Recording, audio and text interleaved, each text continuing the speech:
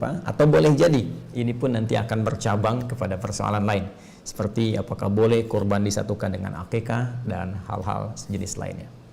Baik, kita coba uraikan dulu dan seperti biasa kita pahami dulu dasar persoalannya sehingga pemahaman kita bisa lebih lengkap dan terukur, serta dari ukuran itu bisa menunaikan amalan dimaksud dengan lebih baik, ya.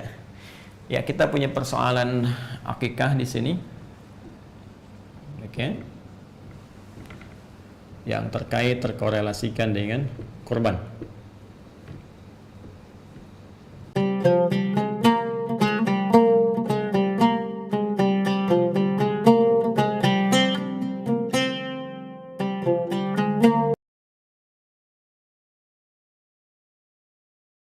Bismillahirrahmanirrahim. Assalamualaikum warahmatullahi wabarakatuh. Alhamdulillah, assalatu wassalamu ala rasulillah wa ala alihi wa sahbihi wa man wala wa ba'du. Saudara-saudariku, semoga kita semua senantiasa disehatkan, dirahmati, dan kita bermohon diampuni segala dosa-dosa kita oleh Allah Subhanahu wa ta'ala. Terkhusus hari ini, alhamdulillah telah sampai di hari Ahad, hari kelima di bulan Dzulhijjah tahun 1441 Hijrah, dan mohon izin untuk senantiasa mengingatkan, tidak bosan dengan segala kerendahan hati agar kita senantiasa mengevaluasi seluruh aktivitas kita. Semoga seluruhnya bisa bernilai amal soleh di hadapan Allah Subhanahu wa ta'ala, dan tentunya kita berharap seluruh amal soleh itu naik status menjadi amalan yang dicintai oleh Allah Subhanahu wa ta'ala. Karena itu tidak bosan untuk kita mencoba mengevaluasi amalan-amalan kita, ya, untuk kita lihat dan mencoba untuk kita sempurnakan dari hari ke hari sehingga menjadi lebih baik dari segi kuantitas dan kualitasnya. Teman-teman, terkait perjumpaan kita masih di 10 hari pertama bulan Dzulhijjah untuk berdiskusi terkait persoalan-persoalan ataupun amal-amal yang mungkin kita bisa maksimalkan di hari-hari mulia ini, mengacu pada pertanyaan teman-teman dan solusi yang disampaikan oleh para ulama kita yang tersambung pada petunjuk Rasulullah Sallallahu Alaihi Wasallam. Mohon izin kita coba langsung lihat apa yang teman-teman sampaikan. Bismillah. Dari Fulan, ya, saya tidak perlu sebutkan namanya, kita langsung saja. Assalamualaikum. Waalaikumsalam warahmatullahi wabarakatuh. Ustadz, izin bertanya, apakah hukum berkorban sedangkan orang tersebut belum diakikah ketika masa kecilnya? Mohon penjelasan. Makasih Ustadz. Baik, ya, semoga Allah rahmati saudara atau saudari kita ini beserta keluarganya dan menyertakan kita dalam pemberian rahmat Allah dimaksud. Pertanyaan ini saya duga juga mewakili sebagian saudara-saudari kita yang punya pertanyaan atau persoalan yang serupa, atau boleh jadi ini pun nanti akan bercabang kepada persoalan lain seperti apakah boleh kurban disatukan dengan akikah dan hal-hal sejenis lainnya. Baik, kita coba uraikan dulu dan seperti biasa kita pahami dulu dasar persoalannya sehingga pemahaman kita bisa lebih lengkap dan terukur, serta dari ukuran itu bisa menunaikan amalan dimaksud dengan lebih baik, ya. Ya, kita punya persoalan akikah di sini. Oke. Yang terkorelasikan dengan kurban. Kita akan pahami dasarnya dulu dari sini, ya, sehingga nanti dari dasar pemahaman ini kita bisa lebih memahami dan menyimpulkan hukum yang disampaikan oleh para ulama kita. Satu, persoalan terkait akikah. Kita lacak dulu keterangan para ulama kita yang tersambung dengan petunjuk Rasulullah SAW terkait bab akikah ini. Di antaranya kita temukan dalam kitab Sunan Abu Daud, jadi hadis riwayat Abu Daud, ya, rahimahullah, nomor hadis 2838. Kita bisa temukan juga langsung ke rawinya, ya, dari Samurah bin Jundub, ya, Samurah bin Jundub radhiyallahu taala anhu, tersambung pada keterangan Rasulullah sallallahu alaihi wasallam. Baik, apa keterangannya kita bacakan? Kullu ghulamin. Ya, penting saya tuliskan, ya. Kullu ghulamin rahinatun bi'aqiqatihi. Ini poinnya. Ya. Tuzbahu, keterangan kedua. Tuzbahu yauma sabi'ihi. Sabi'ihi. Ini yang penting yang keduanya. Kemudian wa yuhlaqu wa yusamma. Ini tambahannya. Wa yusamma. Ini poinnya. Kullu ghulamin, setiap anak itu. Nah, ini segaris ya. Setiap anak itu. Rahinatun biaqiqati, tergadai dengan prosesi akikahnya. Bagaimana ini ditunaikan? Kapan? Tuzbahu, dengan disembelihnya ya hewan akikah itu yauma sabi'ihi, pada hari yang ke-7. Ini poinnya. Oke. Okay? Wa yuhlaqu, bersamaan dengan itu dicukur rambutnya bila ingin disempurnakan sampai cukur habis ya, dibotaki. Wa yusamma, pun demikian diberikan nama terbaik untuknya. Jadi ada 3 proses di sini. Akikah, cukur rambut, diberi nama. Baik. Terkorelasi dengan ini juga ada hadis riwayat Imam At-Tirmidzi, ya, hadis riwayat Imam At-Tirmidzi. At-Tirmidzi, nama aslinya Muhammad, tumbuh berkembang di Tirmidz, ada yang menyebut Turmuz, disebut At-Tirmidzi. Nomor hadisnya 1519. Rawinya langsung dari suaminya Sayyidah Fatimah radhiyallahu taala anha, menantu Nabi sallallahu alaihi wasallam, sekaligus juga ini jadi keponakan beliau ya, Ali bin Abi Thalib. Abi Thalib ya, radhiyallahu taala anhu karamahullahu wajah. Disampaikan qala aqta Rasulullah sallallahu alaihi wasallam anil Hasan bisyatin. Rasulullah SAW pernah melangsungkan akikah ya untuk cucu beliau Al Hasan ya, pada kambing pertamanya. Pada kambing pertamanya beliau berkata kepada Sayyidah Aisyah. Jadi ada proses akikah di sini. Kemudian ada proses perintah beliau kepada Sayyidah Fatimah. Ya, saya evaluasi. Beliau berkata kepada putrinya Sayyidah Fatimah radhiyallahu taala anha. Apa perkataan beliau? Perhatikan kalimatnya. Ahliqi, cukur rambutnya, wa tasaddaqi bi zinati sya'rihi bi fiddatin. Kemudian bersedekahlah dengan hasil timbangan cukuran itu dengan perak yang serupa atau yang senilai dengan hasil cukuran itu. Dan tentunya diberi nama pada saat itu dengan Al Hasan. Jadi di sini ada akikah, ada juga prosesi cukur rambut. Ini penting nanti saya sampaikan terkait dengan penafsiran waktu prosesi akikah. Teman-teman sekalian, fokus di sini. Pertama, Nabi menyampaikan terkait akikah, kullu ghulamin, setiap anak itu. Kata gulam biasanya dalam bahasa Arab itu dilekatkan pada anak dari mulai dia tumbuh ya, menjelang sampai menjelang baligh. Jadi belum sampai ke baligh ya, belum sampai ke baligh. Belum baligh. Jadi kalau dia masih dalam kandungan janin, terlahir kemudian disebut maulud ya, Quran surah ke-2 ayat 233 ya, Nabi menyampaikan sallallahu alaihi wasallam langsung firman Allah Subhanahu wa taala dari Al-Qur'an. Ya, apa firman-Nya? Wal walidatu yurdi'na auladahunna haulaini kamilaini liman arada ayyutimma radha'ah wa 'alal mauludi lahu. Ya, ini menunjuk kepada ayah yang baru diberikan karunia anak, disebut mauludi lahu. Ini sebagai berkah kepada orang tuanya. Jadi ketika anak itu lahir disebut dengan maulud, yang baru dilahirkan, lalu dari situ berproses menjadi sobi, bayi ya, lalu tumbuh kemudian sampai menjelang balik disebut dengan gulam. Jadi dari anak itu mulai terlahir terus sobi gitu kan, dari terus usia sehari, 2 hari, 3 hari, nah kemudian sampai menjelang balik, nama umumnya disebut dengan apa? Gulam. Baik. Ustaz, gimana kalau ada namanya gulam gitu ya? Apakah belum balik? Nah, mungkin ini pemaknaan berbeda ya.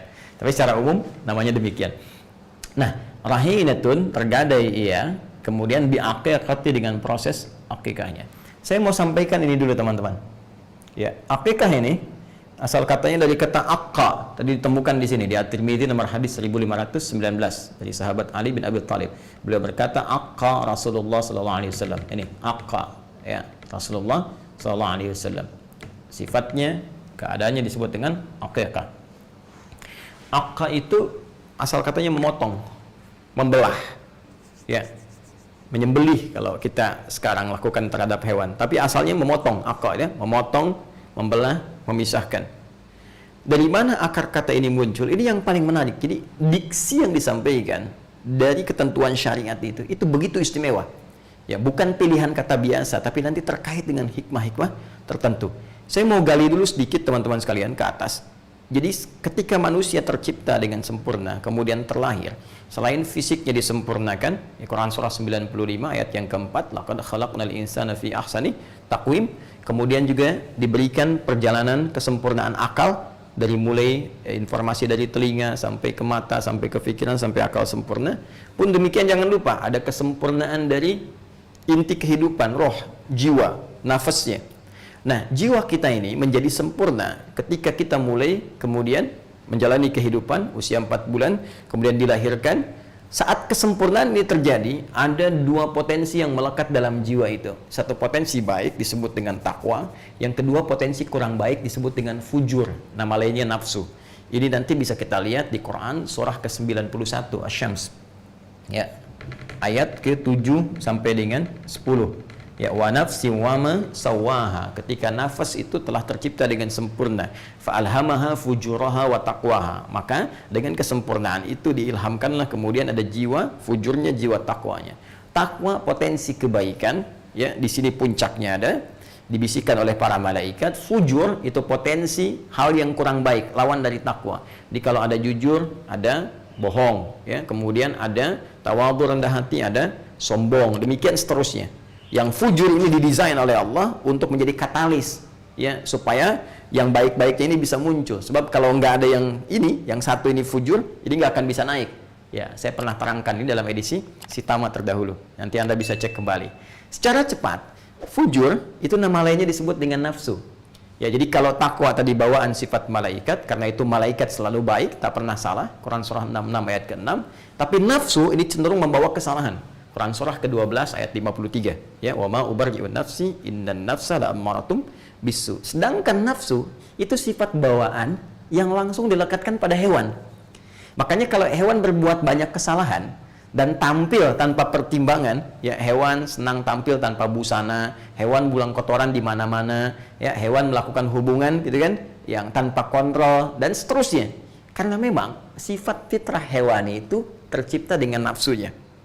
Nah, yang paling menarik adalah teman-teman sekalian, Allah Subhanahu wa taala melalui petunjuknya kepada Rasulullah sallallahu alaihi wasallam memberikan dengan sifat kasih dan sayang yang sangat luar biasa, memberikan arahan agar sejak bayi itu terlahir, manusia itu mulai terlahir, dari mulai tumbuh sebelum balik nih, sebelum semua yang baik dan buruknya dicatatkan sebagai pertanggungjawaban hisab di hari kiamat nanti, diminta oleh Allah melalui petunjuk Rasulullah, "Hei, taklukkan dulu nafsunya.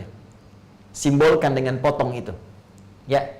Maka disimbolkanlah dengan ibadah yang diberi nama dengan aqiqah, dari kata aqqa tadi.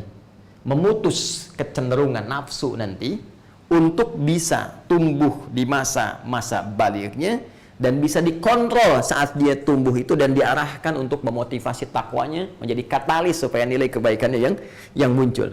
Nah, disimbolkan ini lewat pemotongan hewan karena nafsu tadi melekat pada fitrah hewani.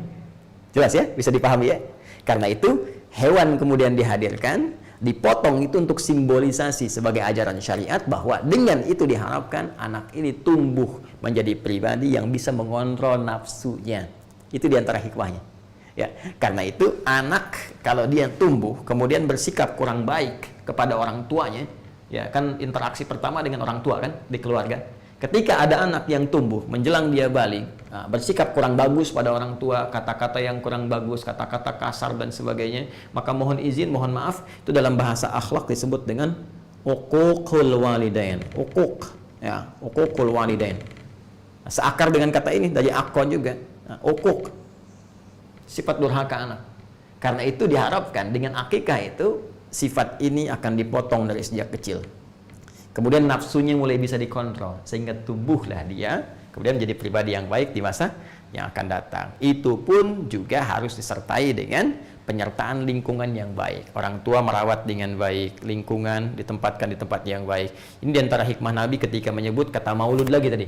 Kullu mauludin yuladu alal fitrah, ya, fa abawahu yahwidanihi au yunassiranihi au yumajjisanihi. Kullu mauludin, setiap yang terlahir, dari lahir sudah ada fitrahnya.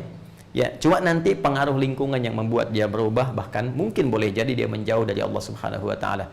Ya. Fokus baik-baik teman-teman, jadi paham ya ini. Nah, proses ini dilangsungkan kapan? Dilangsungkan ini batas awalnya, tudzbahu yauma sabi'ihi. Disembelih akikah ini untuk menjadi simbolisasi dalam syariat tentang pemotongan potensi nafsu. Batas awalnya hari ke-7. Ya.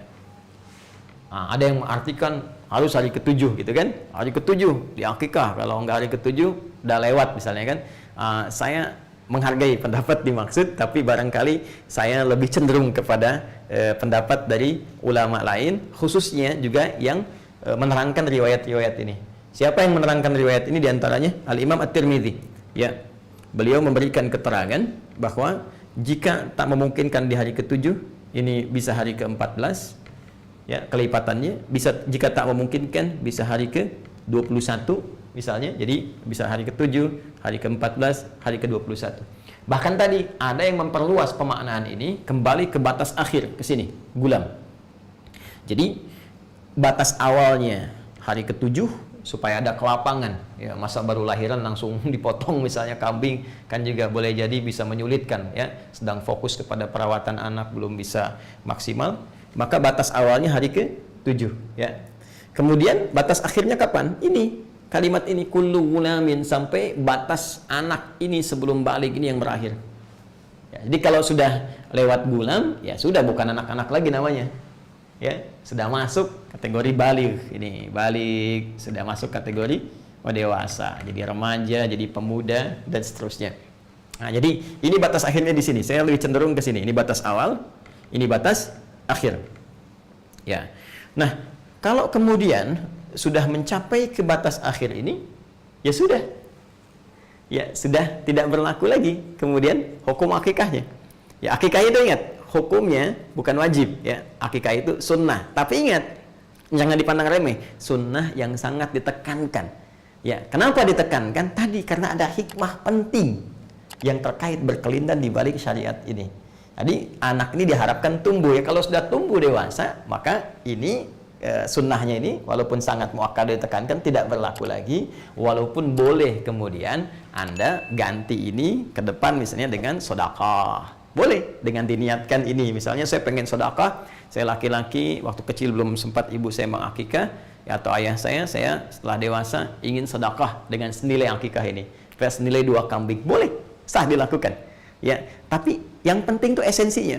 Jadi akikah itu diniatkan salah satunya dengan harapan anak tumbuh jadi baik dan disertai dengan pengawasan orang tua dan menempatkan pada lingkungan yang terbaik. Jadi kalau ada anak di akikah, terus orang tuanya tidak mengikuti, ya, turunan dari akikah ini, ya memang di akikah kambingnya bagus-bagus, cuma ya dibawanya ke tempat-tempat yang kurang bagus. Ya, anak baru tumbuh dibawa ke diskotik misalnya, anak tumbuh dibawa ke tempat-tempat maksiat yang nggak akan nyampe kepribadian baik ini. Ya, hikmahnya itu. Tapi kalau Anda pun orang tua belum sempat saya akikah, tapi berharap berikhtiar, nggak ada juga. Tapi orang tuanya merawat dalam keadaan yang baik, mengajarkan Quran dan sebagainya. Sehingga ketika anak ini tumbuh dewasa, muncul kesadaran-kesadaran terbaik. Bahkan dia melihat lagi keadaan sewaktu kecilnya. Nah, ketika melihat itulah kemudian ada tumbuh nilai-nilai kebaikan, dia boleh bersedekah. Tadi seperti yang saya sampaikan. Jadi hikmahnya ke sini teman-teman sekalian. Ini berpahala. Ya, tapi kalau lewat masanya, kemudian tentunya tidak ada lagi kesunahan yang ditekankan akikah, tapi boleh kemudian Anda niatkan untuk misalnya bersedekah dengan senilai ini. Persis seperti begini, tahajud itu kan sunnah muakkadah. Tahajud malam kan, sunnah muakkadah, bukan wajib ya, hukumnya, tapi sunnah, tapi sangat ditekankan karena ada banyak kemuliaan yang tidak didapatkan dalam sholat-sholat selain tahajud. Itu ada di Quran surah ke-17. Ya, ayat 79 sampai dengan 81-nya. Wa minal laili fatahajjad bihi nafilatan lak. Di antara sebagian malam bangun tunaikan tahajud. Nafilah, ya, itu nafilah, penyerta, ya. Tapi penting penyerta kepada yang pokok, yang wajib diikutkan, ya, sunnah hukumnya, nafilah jenisnya, tambahan. Nafilah itu tambahan dari yang pokok, tapi penting sekali, saking pentingnya kalau bisa tunaikan. Ya, nanti kalau ada orang sudah terbiasa tahajud, tiba-tiba malamnya nggak sempat bangun gitu, ya, karena faktor tertentu, besoknya kemudian dia bangun. Ya, maka ada waktu-waktu yang kiranya sudah lewat dari tahajud, tapi besoknya masih ada, maka Nabi dalam satu riwayat dan disampaikan informasi dari para ulama, menyampaikan amalan-amalan yang kiranya bisa untuk menggantinya. Misal dengan apa? Menambah di sholat duhanya, ya, ditambahkan jumlah bilangan rakaatnya. Ya, kalau tidak pun lewat dari bilangan duha itu sampai ke zuhur, kan sudah lewat dari waktu duhanya, ya. Karena dari itu dia mungkin bisa ganti dengan perbanyak sedekah, banyak baca Quran, walaupun tentunya amalan ini tidak disamakan dengan tahajud, tapi niat itu yang diukur oleh Allah Subhanahu wa taala dan kesungguhannya untuk bisa menunaikan amalan-amalan dengan baik. Dan bahagianya kita, amalan itu ditimbang, dinilai oleh Allah berdasarkan niat dan kesungguhan. Innamal a'malu bin niat. Kemudian tentang kesungguhan di Quran surah ketiga ayat 142. Ya am hasibtum an tadkhulul jannata walamma ya'lamillahu alladhina jahadu minkum wa ya'lamas sabirin. Untuk bisa bekal ke surga itu Allah akan melihat kesungguhan kita dalam menunaikan amalan-amalan. Ini poinnya, ya. Jadi dari sini bisa terjawab, kalau sudah dewasa, maka tadi, ya, tidak harus Anda berpikir untuk akikah lagi, tapi Anda boleh kemudian memikirkan, merencanakan, berikhtiar untuk sedekah, ya. Nah, seperti ini, jelas. Dan sedekah yang paling bagus, ya, diantaranya waktu-waktu seperti ini bisa memperbanyak infak, atau Anda alihkan kepada kurban tadi, ya, kurban, teman-teman sekalian, ini poinnya. Ya, sudah. Kalau tadi mau spesifik, niatkan sedekah saja. Dan sedekah untuk dulu akikah saya yang belum sempat terlaksanakan. Ya, kemudian Anda pilihan terbaik sekarang, ya sudah, saya mau sendiri saja kemudian untuk menunaikan ibadah kurbannya. Nah, sekarang muncul pertanyaan kedua, Ustaz, bisa nggak saya satukan kurbannya dengan akikah ini? Baik dalam kasusnya serupa di sini, misal lahiran anak pas menjelang Dzulhijjah, ya kan? Begitu lahir, pas waktu-waktunya mau kurban. Bisa nggak di hari ke-7 ini, atau kelipatannya misalnya, saya sekalian kurban, sekalian akikah?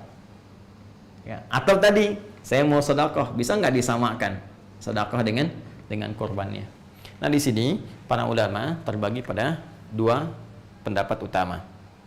Yang pertama, teman-teman sekalian, ada di kitab Musannafnya Ibnu Abi Syaibah, ya, Musannaf Ibnu Abi Syaibah, ya. Itu keterangan bahwa pendapat pertama diwakili oleh kalangan mazhab Hanafi, kemudian Hambali, juga ada juga pendapat dari Imam Al-Hasan Al-Basri, ya, Hasan Al-Basri, juga ada tambahan dari Ibnu Sirin, ya, yang cenderung pada pendapat bolehnya menyatukan dua ibadah ini, ya, dengan satu pelaksanaan. Ya, secara inti boleh kurban misalnya, ya, sekaligus dalam kurban itu disatukan dengan niat akikah. Ya, misalnya kalau untuk perempuan lahir terus pas bersamaan dengan Dzulhijjah, dia pengen kurban, sekaligus dengan kurban itu disatukan untuk niat akikahnya. Nah, ini menurut pendapat yang pertama, ini boleh, silahkan saja, sah saja untuk dilakukan. Jadi silahkan Anda berkurban kemudian niatkan sekalian untuk akikah. Atau dalam konteks yang sedekah ini boleh, silahkan berkurban, niatkan sekalian untuk konteks sedekah, ya, dengan berharap akikah yang kemarin-kemarin juga Allah berkenan menerima ibadah terbaiknya. Ini pendapat yang pertama. Ini saya sertakan juga ulama-ulamanya kemudian ke atasnya di kitab yang bisa kita lacak. Kemudian yang kedua, teman-teman sekalian, ya, ada juga pendapat dari kalangan ulama Malikiyah, ya, yang disambungkan ke Imam Malik. Kemudian Syafi'iyah, di kalangan Syafi'iyah yang disambungkan kepada Imam Asy-Syafi'i. Ya, ini bisa dilacak di dalam kitab Fatawa Al-Fiqhiyah Kubra. Ya, Fatawa Al-Fiqhiyah Al-Kubra. Karangan Ibnu Hajar Al-Haytami. Ibnu Hajar Al-Haytami. Nah, ini menarik pendapatnya. Ya, sebelum beliau mengurai boleh atau tidaknya, yang paling menarik beliau uraikan dulu esensi dari ibadah ini. Ya, perhatikan baik-baik. Teman-teman sekalian, akikah seperti kita ketahui itu ibadah yang ditunaikan untuk bisa dengan ibadah itu diharapkan menjadi pengarah kepada anak dengan izin Allah supaya tumbuh lebih baik di masa depan. Karena itu ibadah ini spesifik ditujukan kepada anak. Kalau dalam bahasa kitabnya fidaul walad, ya. Jadi penebus anak. Ini ibadah untuk anak sebelum dia dewasa. Sedangkan kurban, ini akikah. Kurban itu tidak spesifik ditujukan kepada anak, tapi lebih kepada jiwa, kepada diri. Fidaun nafsi, ya. Kurban, ya, itu sifatnya ibadah yang ditujukan untuk mengarahkan jiwa, menata diri, ya, diri pada setiap diri, jiwa yang bersifat umum sifatnya, jadi nggak spesifik dalam rentang usia, bisa untuk anak-anak, bisa untuk orang dewasa, ya, bisa untuk bahkan kakek, nenek, bahkan ini bisa diarahkan kepada yang sudah wafat. Ya, ada orang sudah meninggal dunia kemudian ingin dikorbankan, ini masih boleh.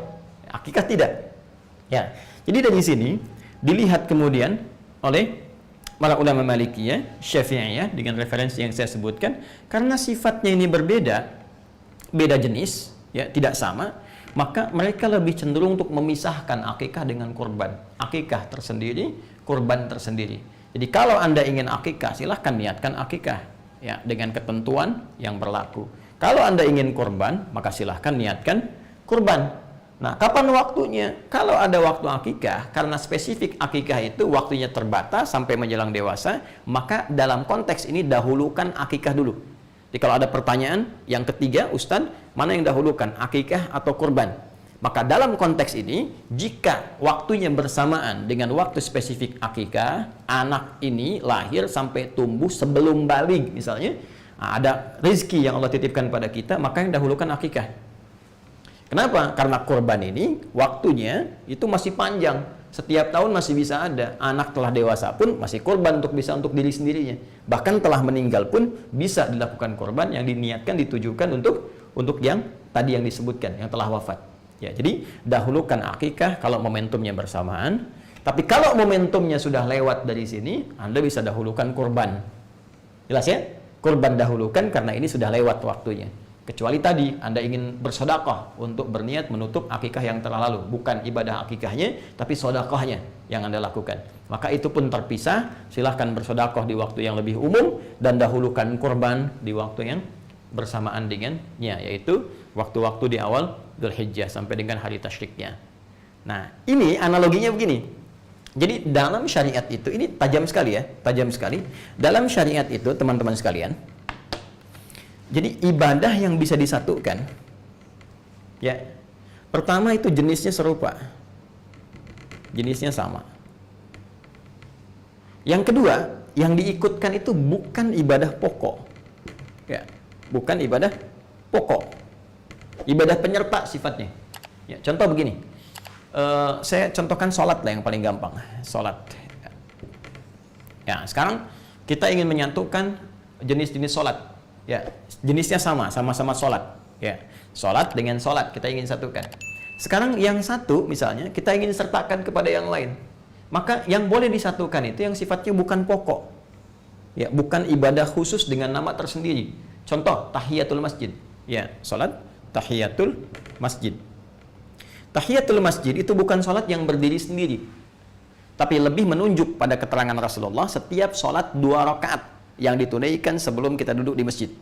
Semua jenis salat 2 rakaat. Kalau bahasa nabinya, bima makna qala Rasulullah sallallahu alaihi wasallam, "Idza dakhala ahadakumul masjidah Ya, idza dakhala ahadukumul masjida fala yajlisa hatta yusalliya rak'atain. Idza dakhala, apabila akan masuk, ahadukumul masjida, satu di antara kalian ke masjid, ya fala yajlisa, maka jangan langsung duduk. Jangan di sini sifatnya menunjuk kepada larangan yang diutamakan dalam pengertian sunnah, gitu kan? Ya, hatta yusalliya rak'atain, sampai dia salat 2 rakaat. Ya, jadi salat dulu 2 rakaat, kemudian baru dia duduk untuk i'tikaf. Ini sifatnya sunnah.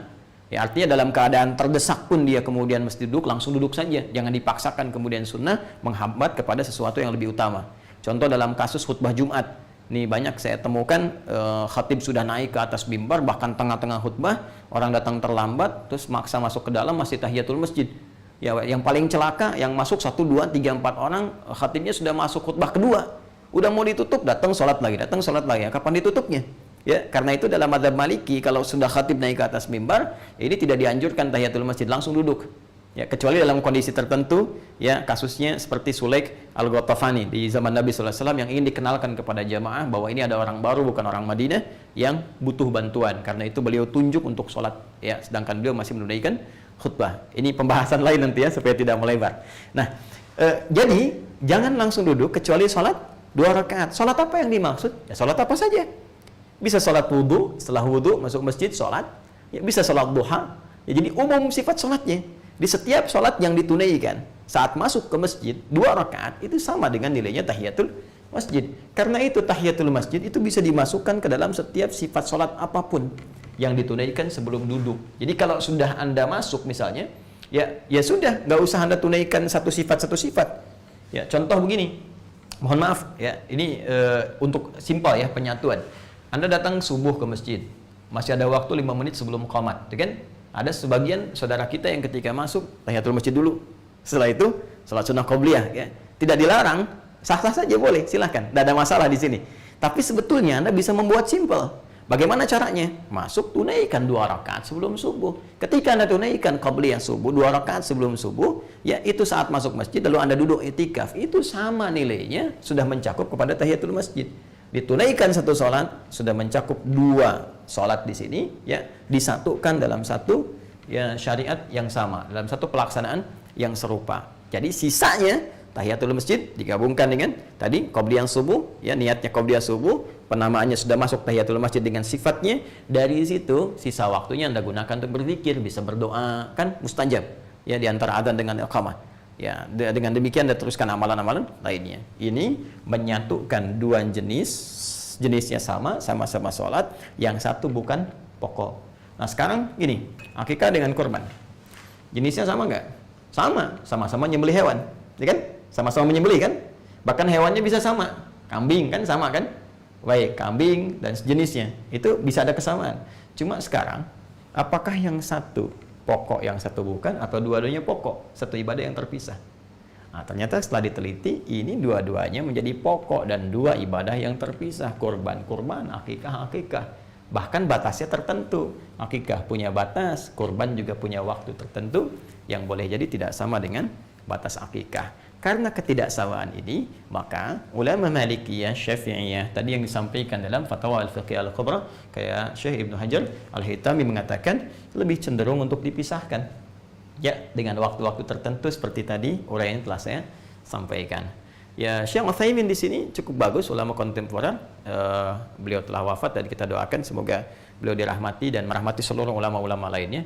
Saya sebut Syekh Utsaimin untuk mencontohkan sikap ini loh, yang tadi. Beliau itu kan Hambali, jadi pengikut di mazhab Imam Ahmad bin Hanbal. Kemudian juga salah satu ulama yang sangat istimewa di rezim Saudi yang sekarang ya. Dan beliau telah wafat dan beliau punya corner ya, pojok Syekh Utsaimin di Hotel Sofwa. Jadi kalau Anda masuk ke Hotel Sofwa, masuk dari pas jajar dengan Masjidil Haram itu, lurus sampingnya Zamzam persis, nempel ya. Anda lurus masuk, kemudian dari situ naik eskalator pertama, masuk, kemudian ada toko-toko, naik lagi satu eskalator ke atas lagi ya. Begitu naik eskalator ke atas, sebelah kanannya ATM, tukang es krim, balik ke kiri. Nah, dekat ke kiri itu langsung ada pojok Syekh Utsaimin di situ. Jadi Anda bisa lihat. Terus naik lagi ke atasnya itu sofa ya, sebelah kanannya tukang cukur 30 real. langsung bersih gitu. Nah, itu ada di situ. Syekh Utsaimin cukup menarik. Beliau itu condong kepada mazhab Hambali sebetulnya. Ya, kata beliau bisa disatukan, tapi akan lebih bagus kalau menurut saya pribadi, kata beliau, bisa dipisahkan. Jadi kalau ada anggarannya, kalau anggarannya itu bisa mencakup dua ini, kata beliau akan lebih bagus kalau dipisahkan. Jadi mengambil yang pertengahan, satu untuk akikah, satu lagi untuk kurban. Saya ingin menunjukkan betapa sikap para ulama-ulama itu begitu objektif, begitu teduh, kan? Kemudian saling menghargai pendapat yang lain, saling mencari jalan tengah, terus tidak ada berniat untuk menjatuhkan, mencela, apalagi ingin menganggap yang lain mesti turun, yang ini mesti naik, tidak. Dan itu sebetulnya bagian dari karakteristik yang harus dimunculkan dan kita saling mendoakan. Nah, untuk itu kembali kepada pertanyaan tadi, kita simpulkan bahwa dalam konteks ini, bagi yang sudah masuk dewasa, kan, melewati batas masa baligh, akan lebih baik kalau ada kelebihan rezeki bisa bersedekah, kan, dan salah satunya diniatkan bisa menutup akikah yang telah lalu, kemudian ya sampaikan, masa iya kemudian akikah lagi, kemudian cukur lagi sampai botak, terus namanya ditetapkan lagi, kan, juga harus ada penyesuaian. Kemudian yang kedua, jika ada bersamaan akikah dengan korban, mana yang didahulukan? Saya pribadi tadi lebih cenderung kepada sikap yang diambil oleh para ulama Malikiyah, Syafi'iyah. Jika memang ada rizki yang berlebih, kita bisa pisahkan antara akikah kemudian dengan korban, karena ini dua pokok ibadah yang berbeda, yang tidak sama, yang ketentuannya juga memiliki ketentuan masing-masing. Jadi kalau waktunya pas anak itu lahir, saya lebih cenderung akikah dahulukan. Ya, karena kurban bisa masuk di masa-masa berikutnya. Walaupun Ustadz, bagaimana kalau anak itu wafat? Kan bisa kurban diniatkan untuk anak, tapi kan nggak bisa akikah diniatkan untuk anak kalau anaknya sudah wafat, ya. Baik, jadi dahulukan akikah dulu. Nah, kalau terbalik situasinya sudah dewasa, maka dahulukan kurban dulu, ya, karena waktunya khusus. Nanti setelah kurban, kalau Anda ingin bersedekah mengganti yang akikah, maka itu silahkan dengan segala kelapangan, dan semoga Allah menerima amal ibadah dan merahmati kita semua.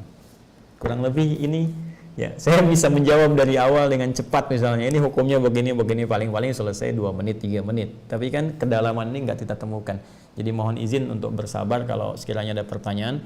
Saya bahas kadang mungkin, wah ini kok kemana-mana, bukan kemana-mana, karena memang korelasinya ke situ gitu, ya. Jadi agak lebih panjang supaya kita bisa memahami dengan lebih baik.